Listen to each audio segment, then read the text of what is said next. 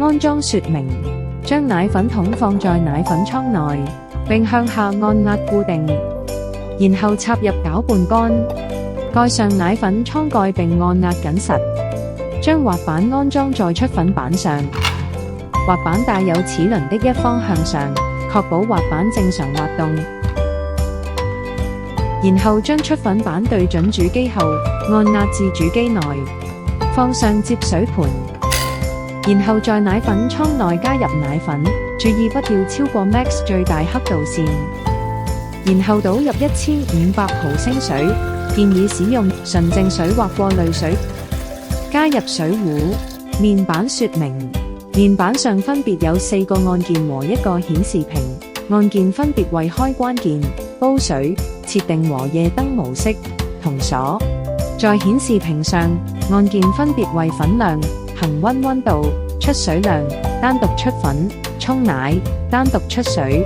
在顯示屏上方會顯示主機狀態、校正粉量。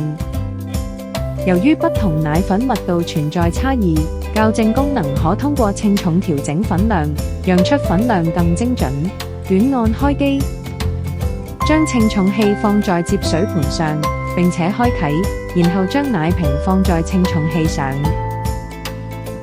長按 Setting 按鍵，進入設定界面。進入設定界面後，短按 Calibration， 螢幕上顯示校準步驟和 Coder。短按 Coder 進行第一次校準，首次使用需讓奶粉填滿管道。奶粉填滿後，將稱重器上的重量清零，然後在顯示屏上再次短按 Coder 進行第2次出粉。奶粉填滿後，在顯示屏上扭轉旋鈕，將數字對應稱重器上的數字。功能說明：沖奶功能。接通電源，短按開機，進入默認界面。操作前請查看所使用的奶粉包裝上展示的奶粉比例建議。根據奶粉比例建議，設置奶粉量和水量比例。例如，奶粉比例建議約為4克沖30 ml 水，則比例為4克奶粉配30 ml 水。可將水量調至30 ml， 粉量調至4克或水量調至300 ml， 粉量調至40克，比例一致即可。調整水量時，比例不變，泡奶量發生變化；調整粉量時，水量不變，濃度發生變化。點擊螢幕上溫度顯示數字，旋轉旋鈕調整設定水溫。短時間無操作，自動顯示當前溫度。準備完成及水溫到達設定溫度後，短按開始沖奶。沖奶過程中，先出水，再出粉，螢幕即時顯示水量和粉量，按任意鍵可停止工作。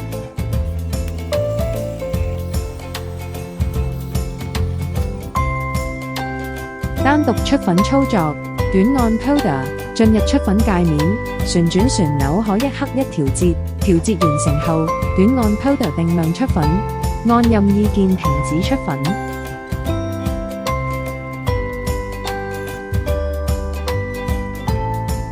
單獨出水操作，短按 Water 進入出水界面，旋轉旋鈕可10毫升一調節。調節完成後，短按 Water 定量出水，按任意鍵停止出水。煮沸功能，短按開啟關閉煮沸功能，自帶隨錄功能。煮沸完成後，降溫至設定恆溫溫度。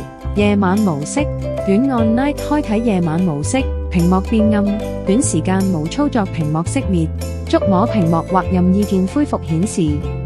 清洗拆卸，向上打開粉倉蓋，取出扭合套，逆時針旋轉拆卸粉倉旋蓋。將攪拌桿從粉桶中取出，隨後取出奶粉桶，取出後可進行清洗。